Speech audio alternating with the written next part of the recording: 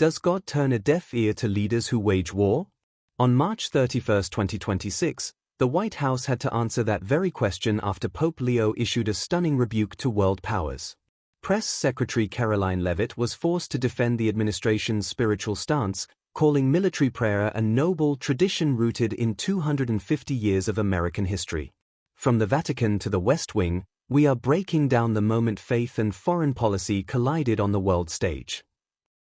To ask you about something the Pope said yesterday. So Pope Leo said yesterday, and I quote him, "God does not listen to the prayer of those who wage war." Can you comment on that?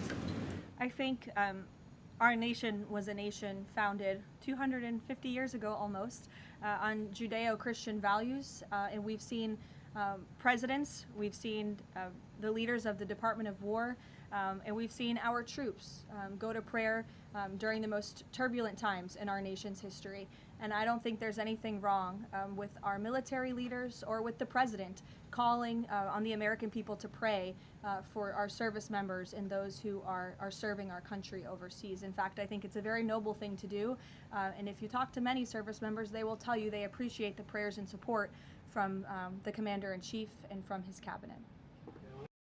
The White House press briefing on March 31, 2026, highlighted an escalating tension between traditional religious doctrine and modern statecraft. The reporter's question centered on a quote from Pope Leo, who stated that God does not listen to the prayer of those who wage war. This comment arrived at a time when the administration's military involvement and Department of War strategies were under intense international scrutiny. Karoline Leavitt's response was a calculated appeal to American exceptionalism and history. She bypassed the theological debate of just war and instead framed prayer as a foundational Judeo-Christian value that has sustained the nation for nearly 250 years. By referencing the leaders of the Department of War, a notable 2026 terminology shift, and the Commander-in-Chief, she positioned prayer as an essential tool for turbulent times.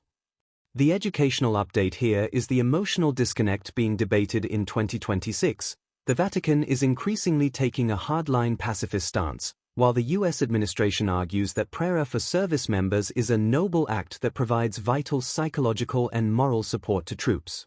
Leavitt's insistence that service members appreciate the prayers was meant to signal that the administration prioritizes the morale of the military over the critiques of religious figures. This exchange is now a key moment in the 2026 secular versus sacred policy debates. It marks the point where the White House officially rejected the Vatican's moral authority on military matters, choosing instead to define its own spiritual narrative based on noble service and historical precedent.